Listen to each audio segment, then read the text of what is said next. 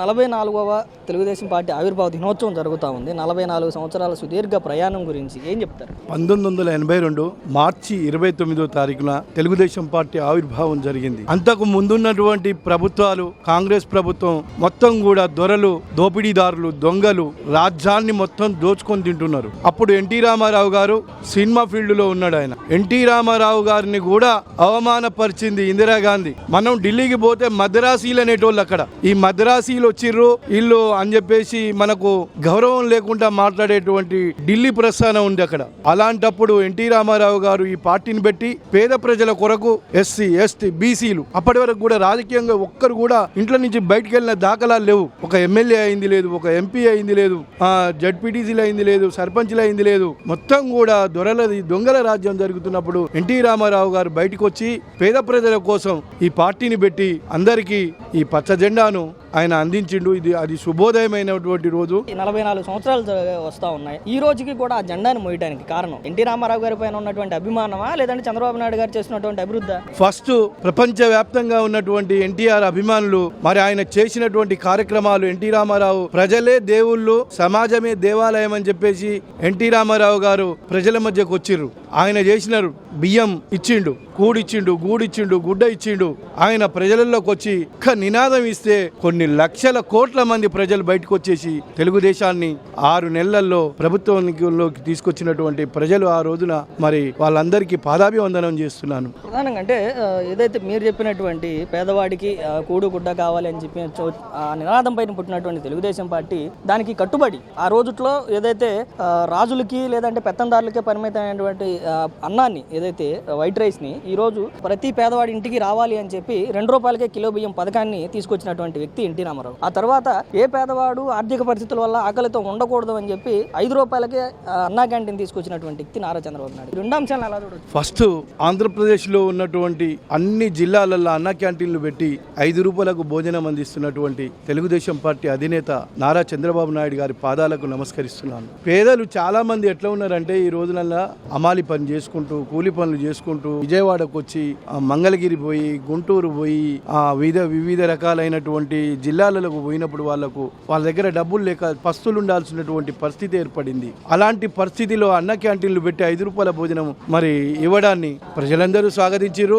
మరి స్వాగతించడంతో పాటుగా చంద్రబాబు నాయుడు గారికి ఈ విషయంలో మాత్రం ఆయనకు ప్రజలు రుణపడి ఉంటారని కూడా ఈ సందర్భంగా తెలియజేసుకుంటున్నాను. పార్టీ స్థాపించినటువంటి ఎన్టీ రామారావు గారి గురించి, ఇప్పుడు నడిపిస్తున్నటువంటి చంద్రబాబు నాయుడు గారి గురించి, రాబోయే రోజుల్లో నడిపించబోతున్నటువంటి లోకేష్ గారి గురించి ఒక్కొక్కరి గురించి ఒక్కొక్క మాటలో చెప్పాలంటే ఏం చెప్తారు? ఎన్టీ రామారావు ప్రపంచాన్ని ఆయన మొత్తం జయించేటటువంటి వ్యక్తి. నటనలో ఆయనను మించినటువంటి నాయకుడు కానీ, ఆయనను మించినటువంటి మహనీయుడు కానీ, ఆయనను మించినటువంటి మహానేత ఇక పుట్టబోడు, రాబోడు అని కూడా ఈ సందర్భంగా చెప్తున్నాను. చంద్రబాబు నాయుడు గారు ముందు చూపు ఉన్నటువంటి వ్యక్తి. ఆయన ఒక ఋషి, ఒక యోగి, ఒక కారణ జన్ముడు చంద్రబాబు నాయుడు గారు. కృషితో నాస్తి దుర్భిక్షమని అంచెలంచెలుగా ఎదుక్కుంటూ ప్రపంచ చిత్రపటంలో చంద్రబాబు నాయుడు కూడా ఒక పేజీ పెట్టుకున్నాడనంటే ఆయనను మార్గదర్శకంగా తీసుకొని యువతరం మరి ముందుకెళ్లాల్సినటువంటి ఉన్నదని కూడా యువతరానికి నేను పిలుపునిస్తున్నాను. అలాంటి నాయకుడికి మరి ఇక్కడ ఉన్నటువంటి మనం అందరం కూడా ఆయన అడుగుజాడలలో నడిచి ముందుకు పోవాలని కోరుకుంటున్నాను.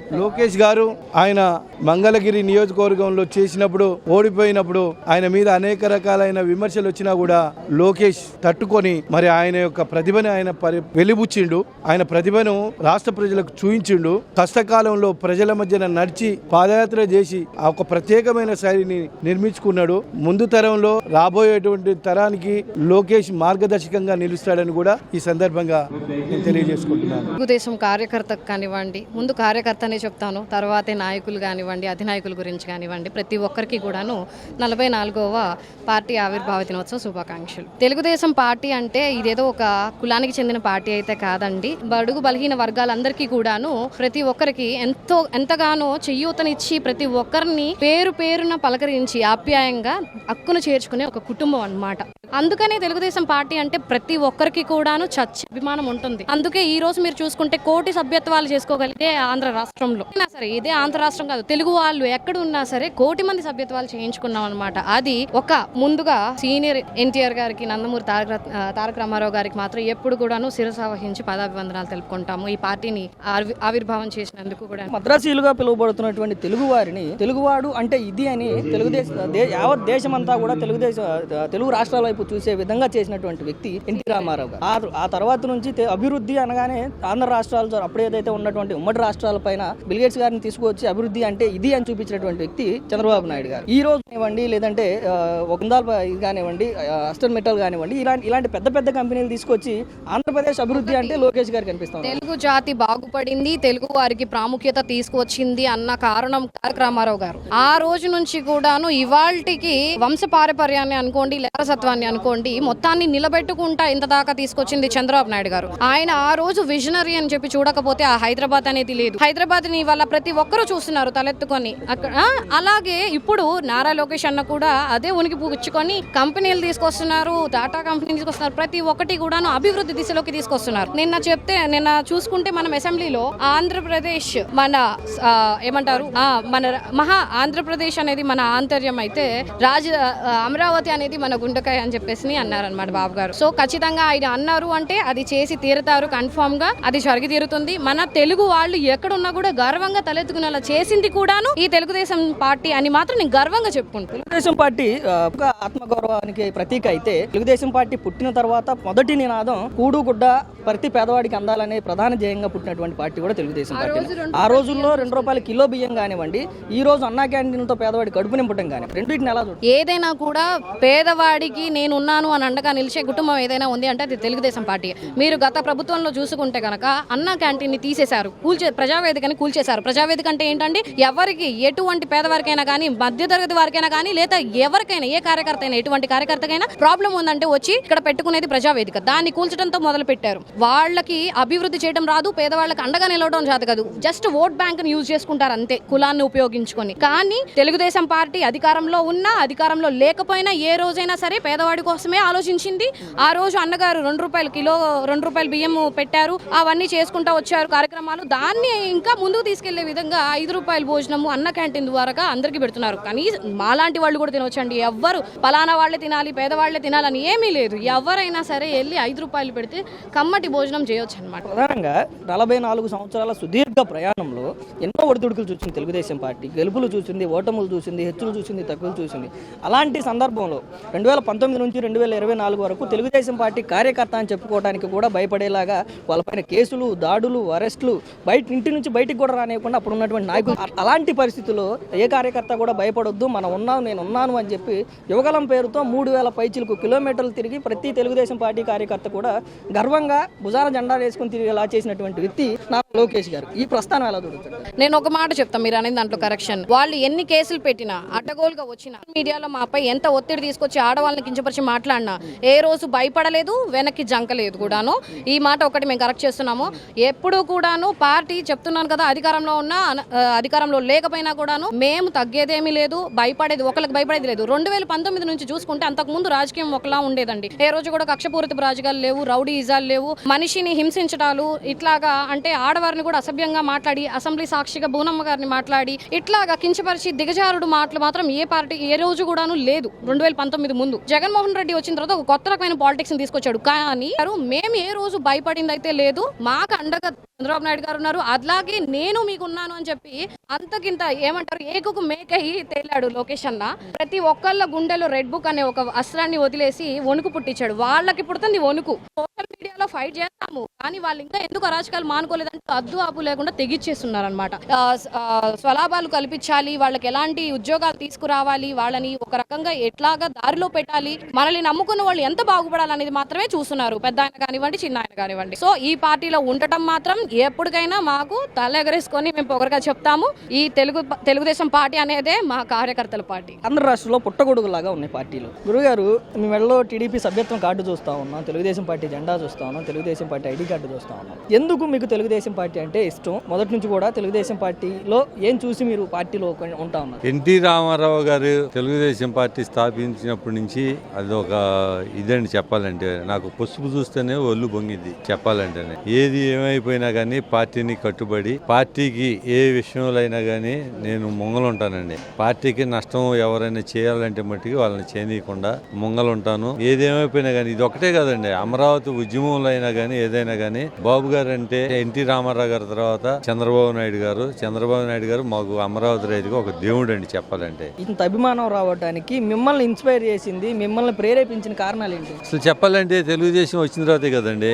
పార్టీలు అన్నా కానీ రాజకీయం అన్నా కానీ తెలిసింది. అంత ముంగల ఇందిరాగాంధీ కానీ అప్పుడు నెహ్రూ గారు కానీ కమ్యూనిస్టులు కానీ ఉన్నప్పుడు అసలు రాజకీయం అంటే ఎవరికి ఏమి తెలియదు. ఈయన వచ్చిన తర్వాత పేదలకి గూడు గుడ్డ ఇంటి అనే లెక్క మీద ఆయన కిలో ₹2 బియ్యం కానీ లేకపోతే ఈ పేదలకి పక్కా గృహాలండి. అంత ముంగల కాంగ్రెస్ గవర్నమెంట్ ఉంటే ఏదో 4 బొంగులు 2 ఆకులు ఇచ్చేది. ఈయన వచ్చిన తర్వాత ఆడపిల్లలకి సమాన హక్కులు కలిగటం కానీ మరి కొన్ని చేయటం ఏదైనా కానీ అవన్నీ చేయటం మూలన కానీ ఆ పార్టీకి నచ్చి ఏదైనా కానీ అసలు ఎన్టీ రామారావు గారు ఎప్పుడైతే పార్టీ ఏర్పాటు చేశారో అప్పుడు ఎంఎస్ఎస్ కోటేశ్వరరావు మా నియోజకవర్గం మంగళగిరి అప్పటి నుంచి మేము ఎప్పుడూ పార్టీకి కట్టుబడి ఉంటామండి. ప్రధానంగా తెలుగు వారి ఆత్మగౌరవం కోసం పుట్టినటువంటి పార్టీ తెలుగుదేశం పార్టీ. ఉన్నటువంటి కాంగ్రెస్ ప్రభుత్వం లాటరీ విధానాలతో సంవత్సరానికి ఒక సీఎం ని మారుస్తూ ఉన్నటువంటి సందర్భంలో దాన్ని ఎలాగైనా అరికట్టాలి అని చెప్పి ఎన్టీ రామారావు గారు పార్టీ పెట్టడం 9 నెలల్లోనే అధికారం తీసుకురావడం చూసినటువంటి పరిస్థితులు ఏంటి అంటే ఆ ప్రస్థానం ఎలా చూడొచ్చు? ఇప్పుడు ఎన్టీ రామారావు గారు అండి ఏ విషయంలో అయినా కానీ తప్పు జరిగితే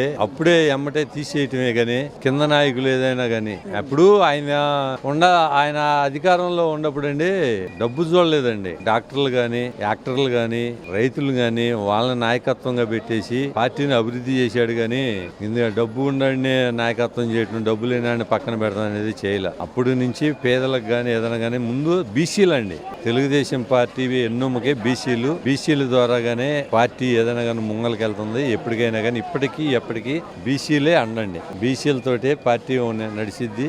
ఏదైనా కానీ ఇంకా చంద్రబాబు నాయుడు గారు ఉన్నంతకాలం రాష్ట్రం అభివృద్ధి చెందిందని మేము పూర్తిగా నమ్ముతున్నాం. మొదట్లో ఏదైతే ఉమ్మడి ఆంధ్రప్రదేశ్లో అప్పుడు ముఖ్యమంత్రిగా ఉన్నటువంటి చంద్రబాబు నాయుడు గారు అప్పుడు అక్కడ మైక్రోసాఫ్ట్ తీసుకురావడం కానివ్వండి, సైబర్ టవర్స్ కట్టడం కానివ్వండి, హైటెక్ సిటీ కట్టడం కానివ్వండి, ఈ రోజు ఆంధ్రప్రదేశ్లో గూగుల్ డేటా సెంటర్ తీసుకురావడం కానివ్వండి, లేదంటే అస్టర్ మెటల్ తీసుకురావడం కానివ్వండి, లేదంటే టాటా కంపెనీస్ తీసుకురావడం కానివ్వండి, ఈ విధంగా అభివృద్ధి అంటే ఆంధ్ర రాష్ట్ర వైపు చూసే విధంగా అప్పుడు చంద్రబాబు నాయుడు గారు ఇప్పుడు లోకేష్ గారు పనిచేస్తా ఉన్నటువంటి పరిస్థితి. దీన్ని ఎలా చూడొచ్చు అంటారు? హైదరాబాద్ అభివృద్ధి చెందిందంటే ఒక విజన్ ఉన్న నాయకుడు బాబు గారే కదండి. ఒకటే కదండి, ఔటర్ రింగ్ రోడ్డు కానీ హైటెక్ సిటీ కానీ శంషాబాద్ ఎయిర్పోర్ట్ ఆయన ఒక మాట పిలుపుతోటి రైతులు 5,000 ఎకరాలు ఇవ్వబట్టే ఆ ఎయిర్పోర్ట్ రాబట్టే అక్కడ అభివృద్ధి చెందింది. అట్లాగే అమరావతిలో కూడా కోటం వ్యాలీ అని చెప్పి పెడుతున్నారు. ఇప్పుడు ఎక్కడ లేదు ప్రపంచంలో లేనిదే ఐటీ కానీ ఇప్పుడు గూగుల్ వైజాగ్ లో కానీ ఆయన ఒక్క ప్రాంతానికే కాదండి 3 ప్రాంతాలుగా సమానంగా అన్ని ప్రాంతాలు అభివృద్ధి చేయడానికి చేస్తున్నారు. ఇటు అమరావతిని కానీ అటు వైజాగ్ కానీ ఇటు తిరుపతికి కార్లు చేయటం కానీ ఏదైనా కానీ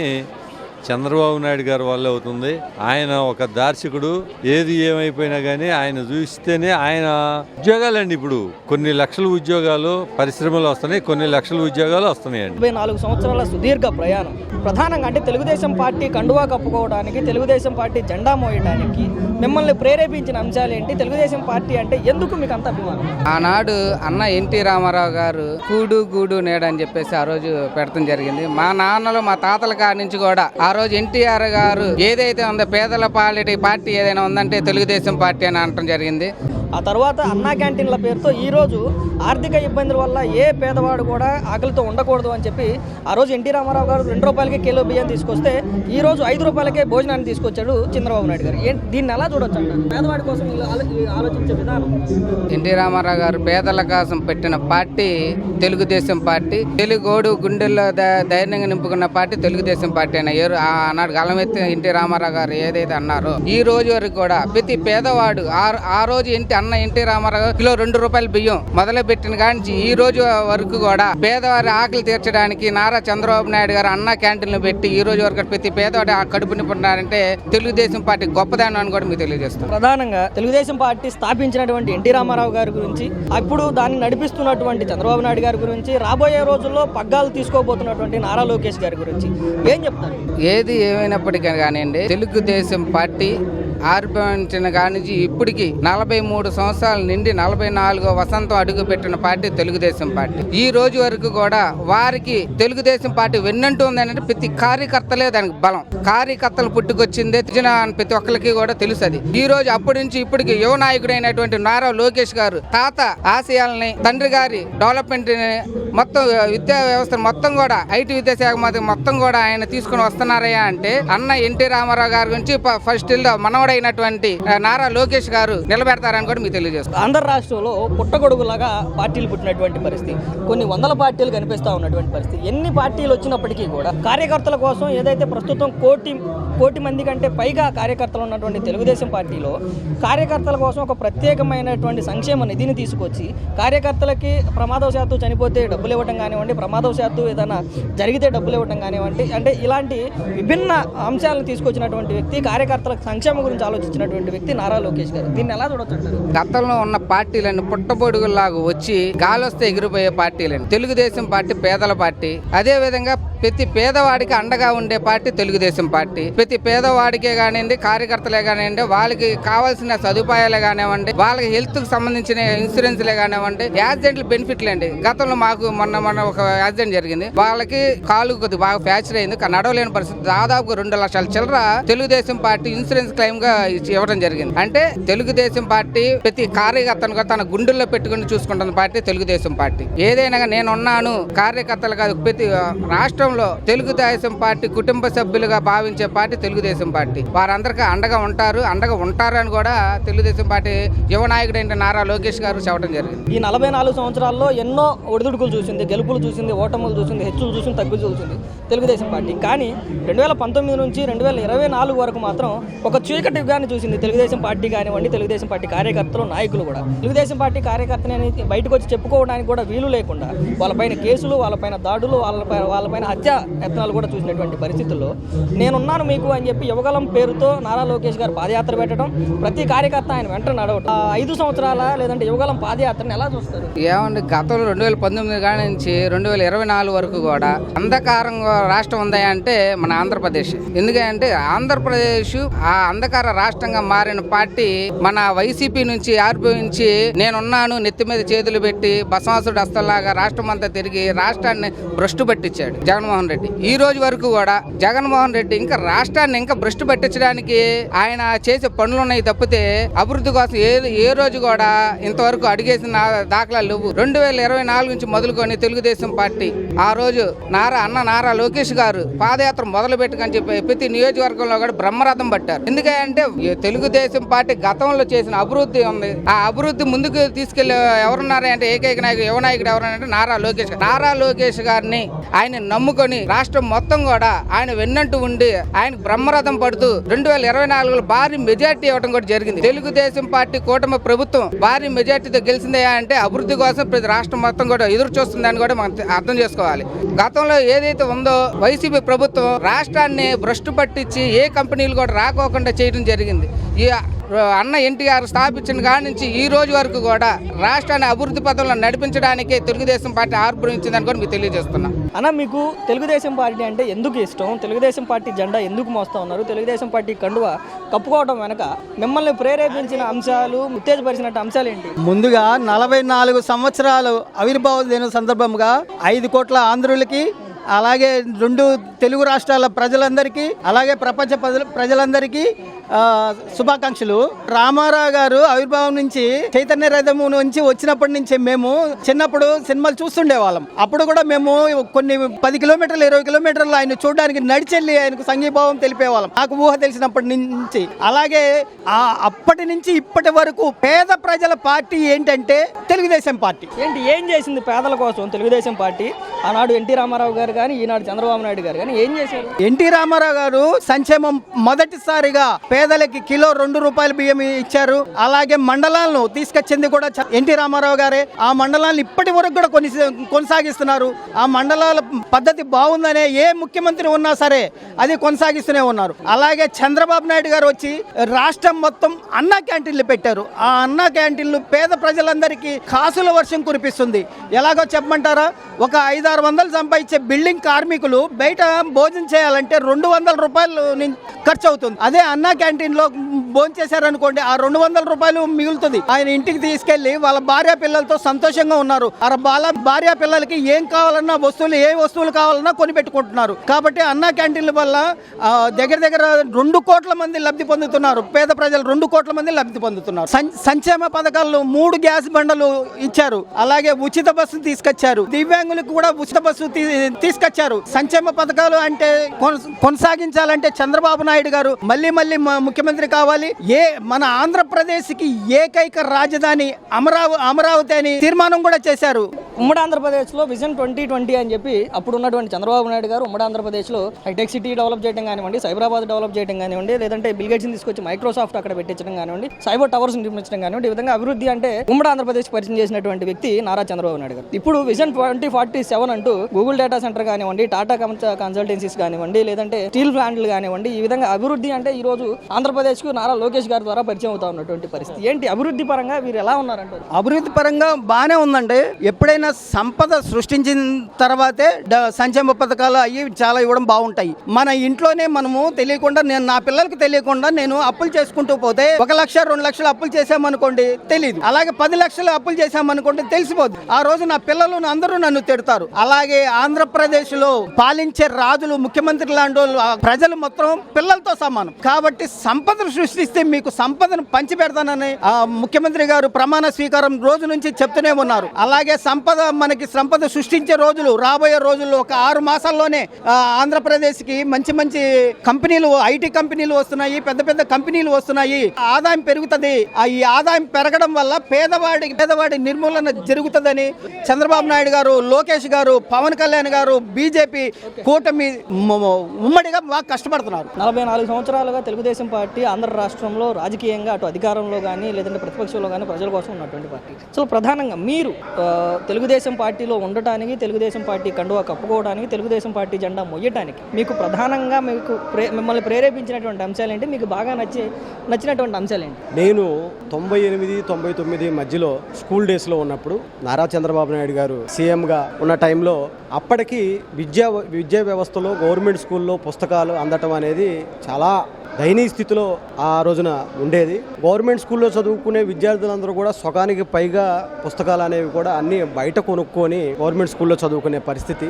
ఆ రోజున ఉన్నటువంటి ముఖ్యమంత్రి నారా చంద్రబాబు నాయుడు గారు ఏదైతే పేద బడుగు బలహీన వర్గాలు విద్య కోసం అరుగులు చాచకూడదనే ఉద్దేశంతో ఆ రోజున ఆయన ఎక్కడికి పడితే అక్కడ సుడిగాలి పర్యటనలు చేస్తూ దానిలో భాగంగా మేము చదువుకునేటువంటి స్కూల్కి కూడా అప్పుడు సీఎం గారు వచ్చి ప్రతి ఒక్క విద్యార్థిని కూడా ఆప్యాయంగా పలకరించి 8th క్లాస్ 9th క్లాస్ చదువుతున్న టైంలో ప్రతి ఒక్క విద్యార్థిని కూడా ఆప్యాయంగా పలకరించి మీకు అన్ని పుస్తకాలు వచ్చాయా, వస్తే మీ పుస్తకాలు చూపించండి అని అందరినీ పలకరించి అలాగా స్కూల్ విజిట్ చేసే టైంలో ఒక విజనరీ లీడర్ అంటే ఇలా ఉంటారని చెప్పి నేను ఆ రోజున చంద్రబాబు నాయుడు గారి ఆలోచన పట్ల కానీ ఆయన పరిపాలన పట్ల కానీ అభిమానం పెంచుకోవడం జరిగింది. కాలక్రమేణా గతంలో తెలుగువారి పట్ల ఢిల్లీ నుంచి ఎలాంటి వివక్షత ఉందో మా పెద్దల ద్వారా తెలుసుకొని ఏదైతే తెలుగుదేశం పార్టీ పుట్టిందే తెలుగువారి ఆత్మగౌరవం కాపాడటానికి, ఎప్పుడు కూడా ఢిల్లీ పెద్దల దగ్గర తెలుగు వాళ్ళు తలదించుకోకూడదనే ఉద్దేశంతో ఆ రోజున అన్న నందమూరి తారక రామారావు గారు 1982లో పార్టీని ప్రారంభించడం, ఆ విధానాలు అప్పుడు ఏదైతే బడుగు బలహీన వర్గాలు పట్టెడు అన్నం కోసం ఇబ్బంది పడుతున్నటువంటి తరుణంలో కిలో బియ్యం 2 రూపాయలకు కానివ్వండి, అదేవిధంగా కూడు గూడు గుడ్డ అనేది ప్రతి ఒక్క సామాన్య ప్రజలకు అందాలనే ఉద్దేశంతో ఆ రోజున తెలుగు వారికి ఆరాధ్యదైవమైనటువంటి అన్న నందమూరి తారక రామారావు గారు ఈ పార్టీని ప్రారంభించడం, ఆ తద్వారా వారి ఆశయాల కోసం నారా చంద్రబాబు నాయుడు గారు ఆహార్నిశలు కూడా తెలుగు ప్రజల వాణిని నలుదిశలా చూపిస్తూ, అదేవిధంగా తెలుగువారు అంటే ఒకప్పుడు ఉండే దేశంలో ఉన్నటువంటి వివక్షత, ఆ వివక్షతనంతా కూడా తుడిచిపెట్టి మద్రాసీలుగా ఆ రోజున తెలుగువారిని సంబోధించే టైంలో లేదు, తెలుగువారంటే ఆంధ్రప్రదేశ్ అంటే ఎన్టీఆర్, సీఎం అంటే నారా చంద్రబాబు నాయుడు గారు అనే విధంగా తెలుగు ప్రజల కోసం పోరాడేటటువంటి ఒక తెలుగుదేశం పార్టీ ఆవిర్భవించడం, తద్వారా నేను పెద్దల ద్వారా తెలుసుకున్నది కానివ్వండి, నేను నా చిన్నతనం నుంచి చంద్రబాబు నాయుడు గారి పరిపాలన కానివ్వండి, ప్రజలకు ఏ రోజు ఎప్పుడు ఏ సమయంలో సీఎంగా కానివ్వండి, ఒక ఎమ్మెల్యేగా కానివ్వండి, ఒక సామాన్యుడిగా కానివ్వండి, ప్రజలకు ఎక్కడ అవసరం ఉంటే అక్కడ, ప్రజలు ఎక్కడ ఇబ్బందులు ఉంటే అక్కడికి వెళ్ళి ప్రజల సమస్యలు తీర్చేటువంటి నాయకుడిగా ఆ రోజున నేను చంద్రబాబు నాయుడు గారిని కానివ్వండి, తెలుగుదేశం పార్టీని కానివ్వండి గౌరవించడం. 2008వ సంవత్సరం స్థానిక సంస్థల ఎన్నికల్లో అక్కడ ఉన్నటువంటి టీడీపీ కౌన్సిలర్ క్యాండిడేట్ని గెలిపించాలనే ఉద్దేశంతో ఆ రోజున మా పెద్దలతో పాటు నేను కూడా తెలుగుదేశం పార్టీలో పనిచేయటం, నాకు మొదటి నుంచి కూడా అన్న నందమూరి తారక రామారావు గారి మీద కానివ్వండి, చంద్రబాబు నాయుడు గారి మీద కానివ్వండి ఉండే అభిమానం, వాళ్ళు ప్రజలకు ఉపయోగపడే విధానంతో నేను ఆ రోజున పార్టీలోకి సభ్యత్వం తీసుకోవటం. తెలుగుదేశం పార్టీ పుట్టిందే మీరు చెప్పినట్లుగా తెలుగువారి ఆత్మగౌరవాన్ని నిర్మించాలి అన్న పునాదులపైన పుట్టినటువంటి పార్టీ. ఈ రోజుకి కూడా తెలుగువారి ఆత్మగౌరవం అన్న పదం వినగానే ముందుగా ముందుగా గుర్తొచ్చేది తెలుగుదేశం పార్టీ. ఈ రోజు కూడా ఆ మాట అదైతే ఆ స్లోగన్ ఇప్పటికీ కూడా వినిపిస్తా ఉన్నటువంటి పరిస్థితి. ఏమండి, ప్రాంతీయ పార్టీలు అనేటువంటి పార్టీలు లేని టైంలో అన్న నందమూరి తారక రామారావు గారు తెలుగువారి కోసం ఈ పార్టీని ప్రారంభించి ప్రాంతీయ పార్టీ సత్తాని ఢిల్లీ లెవెల్లో ఒక స్థాయిలో తెలుగువారికి గుర్తింపు తీసుకొచ్చినటువంటి తెలుగుదేశం పార్టీ ఎప్పుడూ కూడా ప్రజలకు అందుబాటులో ఉండేటువంటి పార్టీ. ఆ పార్టీలో ఉన్నటువంటి నాయకత్వం కానివ్వండి, అన్న నందమూరి తారక రామారావు గారి తర్వాత గౌరవ ముఖ్యమంత్రి వర్యులు నారా చంద్రబాబు నాయుడు గారు కానివ్వండి, వారి తనయుడు నారా లోకేష్ గారు కానివ్వండి, ఎప్పటికప్పుడు కాలానికి అనుగుణంగా వీళ్ళు విధానాలను మార్చుకుంటూ ఆ రోజున అన్న నందమూరి తారక రామారావు గారు ఒక కైండ్ ఆఫ్ పీపుల్కి మేలు జరిగే విధంగా పరిపాలన సాగిస్తే ఎక్కడైతే వ్యవస్థల్లో లోపాలు ఉన్నాయో అప్పటికప్పుడు ఎవరికీ చెప్పకుండా ఎక్కడికక్కడ ఇన్స్పెక్షన్ చేస్తూ వ్యవస్థల్ని పూర్తిగా దారిలో పెట్టినటువంటి నాయకత్వం చంద్రబాబు నాయుడుది.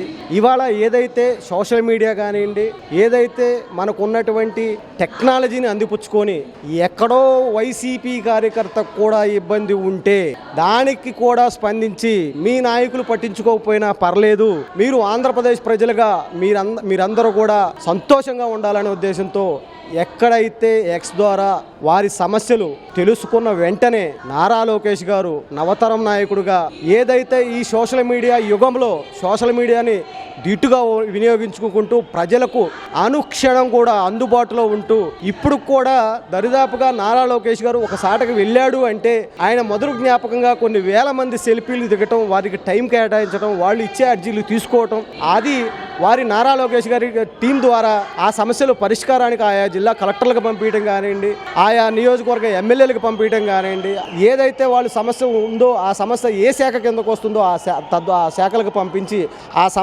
పంపించి వదిలేయకుండా ఆ సమస్య పరిష్కారం అయిందో లేదో కూడా 10 రోజుల్లోపు నివేదిక ఇవ్వాలని చెప్పి నారా లోకేష్ గారి టీం ద్వారా వారికి మళ్ళా 10 రోజులు వారం రోజుల్లో కాల్ చేసి, అమ్మ మీరు ఆ రోజున నారా లోకేష్ గారికి వచ్చి ఒక అర్జీ ఇచ్చారు, ఆ పని ఏమైంది, మీ పని అయిందా లేదని విచారణ జరిపి ఏదైతే రాజకీయ నాయకులు ప్రజలకు అందుబాటులో ఉండరు అని మొదటి నుంచి నానుడు ఉందో ఆ నానుడిని పూర్తిగా చెరిపేస్తూ రాజకీయ నాయకులు అంటే ప్రజల మధ్యలోనే తిరగవసరం లేదు, ప్రజలకు అందుబాటులో ఉండనవసరం లేదు, ఎక్కడ ఉన్నా సరే అంటే 24 గంటలు ప్రజల్లో ఉంటున్న రాష్ట్ర వ్యాప్తంగా ఉన్నటువంటి అన్ని ప్రాంతాల ప్రజలకు అందుబాటులో ఉండలేని సమయం ఆయనకున్న 24 గంటల్లో 20 గంటలు తండ్రి కొడుకులు రాష్ట్ర ప్రజల కోసం అహర్నిశలు కృషి చేస్తూ ఉన్నా ఇంకా ఎక్కడో ఉన్నటువంటి మారుమూల గ్రామాల్లో కానివ్వండి, మారుమూల జిల్లాల్లో, మారుమూల మండలాల్లో కూడా ఎక్కడైతే ప్రజలు ఇబ్బంది పడతా ఉన్నారో అవి సోషల్ మీడియా ద్వారా తెలుసుకొని అప్పటికప్పుడే పరిష్కారం చూపిస్తున్నటువంటి యువ నాయకుడు నారా లోకేష్ గారు. కూడు నీడ అని చెప్పి ఈ రోజు కూడా ఇదే స్లోగన్ ఫాలో అవుతా ఉన్నారు. అసలు దీన్ని ఎలా చూడొచ్చంటారు? అప్పటి 44 సంవత్సరాల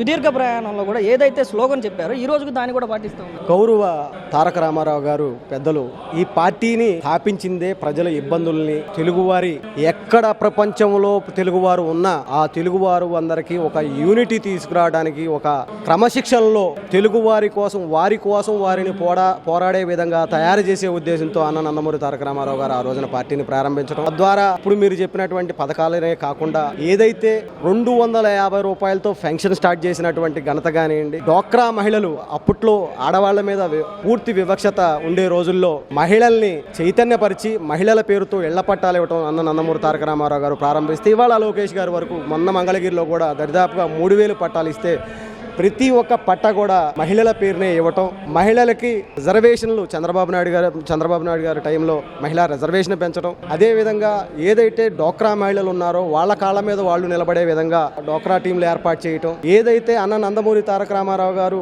మహిళలకు కూడా ఆస్తిలో భాగాన్ని ఇస్తూ అనేకమైనటువంటి అప్పటికి ఉన్నటువంటి చాలా అరాకొరా చట్టాలతో ప్రజలు ఇబ్బంది పడుతున్నప్పుడు ఒక నూతన శకాన్ని తెలుగుదేశం పార్టీ ఆరంభంతోనే ఆంధ్రప్రదేశ్లో పరిపాలన సాగించడం కానివ్వండి, ప్రజలకు ఉపయోగపడే సంక్షేమ పథకాలు ఇన్ని చేయొచ్చా? ఒకటి కాదు, 2 కాదు, మనం చెప్పుకుంటా పోతే ఒక రోజల్లా సరిపోద్ది. గ్యాస్ని దీపం పథకం ద్వారా ఉచితంగా అందజేసినటువంటి సందర్భాలు కానివ్వండి, అనేక సందర్భాల్లో తెలుగుదేశం పార్టీ తీసుకున్నటువంటి నిర్ణయాలు ఇవాళ ఆంధ్రప్రదేశ్లోనే కాకుండా దేశవ్యాప్తంగా ఉన్నటువంటి రాజకీయ నాయకులు అందరూ కూడా ఈ విధానాలు బాగున్నాయి, ఇవి మనం పాటించాలనే ఉద్దేశంతో చంద్రబాబు నాయుడు గారి దగ్గరికి వచ్చి, లోకేష్ గారి దగ్గరికి వచ్చి ఆ విధానాలను తీసుకెళ్లి వాళ్ళ రాష్ట్రాల్లో ఇది చేసే పరిస్థితుల్లో ఇవాళ తెలుగు ప్రజలు ఉన్నారంటే మన తెలుగువారి గౌరవం దేశ విదేశాలు దాటి సప్త సముద్రాలు దాటి కూడా పెరిగిందని చెప్పి అనడానికి అది కేవలం తెలుగుదేశం పార్టీతోనే సాధ్యం. చంద్రబాబు నాయుడు గారు, లోకేష్ గారు, ఎన్టీ రామారావు గారు ఈ ముగ్గురు నాయకులతోనే వారు ఒక తరం మారే కొందికి కొత్త కొత్త నిర్ణయాలతో కొత్త కొత్త అభివృద్ధితో